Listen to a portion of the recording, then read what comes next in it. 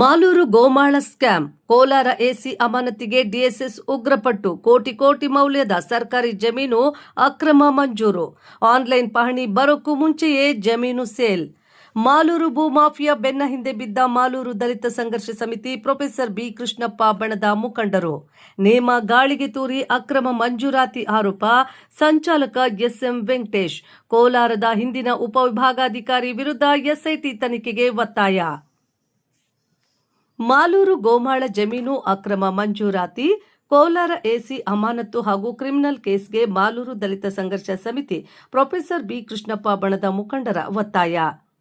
ಮಾಲೂರು ತಾಲೂಕಿನ ಕಸಬಾ ಹೋಬಳಿಯ ಚೆನ್ನಿಗರಾಯಪುರ ಗ್ರಾಮದ ಸರ್ವೆ ನಂಬರ್ 6ರ ಬಹುಕೋಟಿ ಮೌಲ್ಯದ ಸರ್ಕಾರಿ ಗೋಮಾಳ ಜಮೀನನ್ನು ಅಕ್ರಮವಾಗಿ ಮಂಜೂರು ಮಾಡಿರುವ ಆರೋಪ ಕೇಳಿಬಂದಿದ್ದು, ಕೋಲಾರದ ಹಿಂದಿನ ಉಪ ವಿಭಾಗಾಧಿಕಾರಿ ಎಸಿ ಡಾಕ್ಟರ್ ಮೈತ್ರಿ ಅವರನ್ನ ಕರ್ತವ್ಯದಿಂದ ವಜಾಗೊಳಿಸಿ ಕ್ರಿಮಿನಲ್ ಪ್ರಕರಣ ದಾಖಲಿಸುವಂತೆ ಕರ್ನಾಟಕ ದಲಿತ ಸಂಘರ್ಷ ಸಮಿತಿ ಡಿಎಸ್ಎಸ್ ಒತ್ತಾಯಿಸಿದೆ.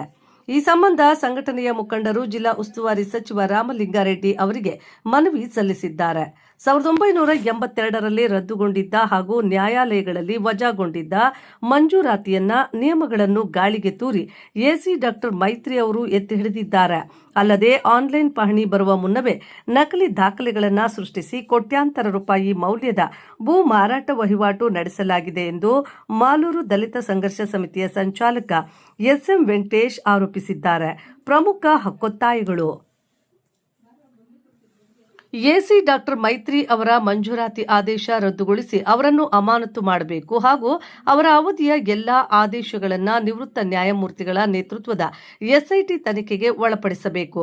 ನಕಲಿ ದಾಖಲೆ ಸೃಷ್ಟಿಸಿ ಭೂಮಿ ಖರೀದಿಸಿದವರ ವಿರುದ್ಧ ಅಕ್ರಮ ಭೂ ಕಬಳಿಕೆ ಕಾಯ್ದೆಯಡಿ ಕ್ರಿಮಿನಲ್ ಕೇಸ್ ದಾಖಲಿಸಬೇಕು. 1982ರ ಅರ್ಜಿಗಳ ನಕಲಿ ಸಹಿ ಪತ್ತೆಗೆ ಎಫ್ಎಸ್ಎಲ್ ತನಿಖೆ ನಡೆಸಬೇಕು. ಈ ಸಂದರ್ಭದಲ್ಲಿ ಡಿಎಸ್ಎಸ್ ರಾಜ್ಯ ಸಂಘಟನಾ ಸಂಚಾಲಕ ಸೂಲಿಕುಂಟೆ ರಮೇಶ್, ಜಿಲ್ಲಾ ಸಂಚಾಲಕ ಮುದುವತಿ ಕೇಶವ, ತಾಲೂಕು ಸಂಚಾಲಕ ಅಂಗಶೆಟ್ಟಹಳ್ಳಿ ನಾರಾಯಣಸ್ವಾಮಿ, ಮುಖಂಡರಾದ ಕೆವಿ ಸುರೇಶ್, ಅರಳೇರಿ ಮುನಿರಾಜ್ ಸೇರಿದಂತೆ ಹಲವು ಮುಖಂಡರು ಹಾಜರಿದ್ದರು. ವರದಿ D N Narayanaswamy, Malur.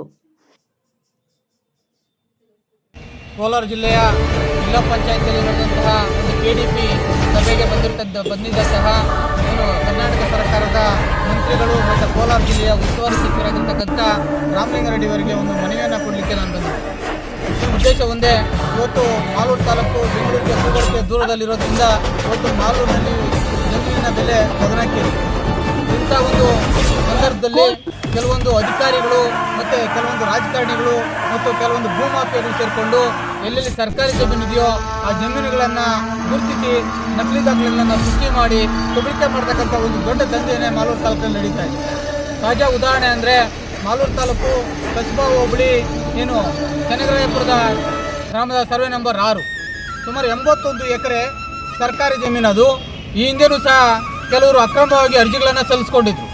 Special DC ಅವರು ಇದು ಕೃಷಿಗೆ ಯೋಗ್ಯವಲ್ಲ ಅಂತೇಳಿ ವರದಿಯನ್ನು ಕೊಟ್ಟು ಮತ್ತು ತಾಲೂಕು ಹಿಂದಿನ ತಾಲೂಕು ದಂಡಾಧಿಕಾರಿಗಳು ಸಹ ಇದು ಕೃಷಿಗೆ ಯೋಗ್ಯವಲ್ಲ, ಇದನ್ನು ಮಂಜೂರು ಮಾಡಲಿಕ್ಕೆ ಬರೋದಿಲ್ಲ ಅಂತೇಳಿ ಅರಣ್ಯ ಪ್ರದೇಶಕ್ಕೆ ಒಂದು ಹಸ್ತಾಂತರವನ್ನು ಮಾಡಿತ್ತು. ಆದರೆ ಅರಣ್ಯ ಇಲಾಖೆ ಸರಿಯಾದ ರೀತಿಯಲ್ಲಿ ಜಮೀನನ್ನು ಬಳಸ್ಕೊಳ್ದೇನೆ ಖಾಲಿಯನ್ನು ಬಿಟ್ಟಿದ್ರು. ಆದರೆ ಈ ಹಿಂದಿನ ಕೋಲಾರ ಜಿಲ್ಲೆಯ ಉಪವಿಭಾಗಾಧಿಕಾರಿಯಾಗಿದ್ದಂತಹ ಡಾಕ್ಟರ್ ಮೈತ್ರಿರವರು ಅಕ್ರಮವಾಗಿ ಸುಮಾರು 27 ಜನಕ್ಕೆ ಪೊಸಿಷನಲ್ಲಿ ಯಾರೂ ಸಹ ಇಲ್ಲ, ಅವರು SC/STಗಳಿಗೂ ಸೇರಿಲ್ಲ, ಬಹುತೇಕ ದಲಿತರಿದ್ದಾರೆ ಅಂತೇಳಿ ಸುಮಾರು 81 ಎಕರೆಯನ್ನು ಅವರಿಗೆ ಮಂಜೂರಾತಿಗಾಗಿ ಆದೇಶ ಮಾಡಿದ್ರು. ಆ ಆದೇಶ ಮಾಡಿದ್ದಿರಲಿ ಇನ್ನೂ ಸಹ ಅವರಿಗೆ ಪಹಣಿನೇ ಆಗಲಿಲ್ಲ. ವರ್ತೂರಲ್ಲಿ ಕ್ರಯಪತ್ರ ಆಗಿದೆ, KGFನಲ್ಲಿ ಕ್ರಯಪತ್ರ ಆಗಿದೆ, ಬೆಂಗಳೂರು ಗಾಂಧಿನಗರ ಉಪ ನೋಂದಣಾಧಿಕಾರಿಗಳ ಕಚೇರಿಯಲ್ಲೂ ಸಹ ನೋಂದಣಿ ಆಗಿದೆ. ಅಂದರೆ ಇದು ಸರ್ಕಾರಿ ಜಮೀನನ್ನು ಕಬಳಿಸುವ ಉದ್ದೇಶದಿಂದನೇ ಇವತ್ತು ಸರ್ಕಾರಿ ಅಧಿಕಾರಿಗಳು ಹಿಂದಿನ ಮೈತ್ರಿ ಅವರು ಸಹ ಶಾಮೀಲಾಗಿ ಇವತ್ತು ಆದೇಶವನ್ನು ಮಾಡಿದರೆ, ಈ ಕೂಡಲೇ ಮೊನ್ನೆ ಜಿಲ್ಲಾಧಿಕಾರಿಗಳ ನ್ಯಾಯಾಲಯದಲ್ಲಿ ಈ ಕೇಸ್ ನಡೀತಾ ಇದೆ.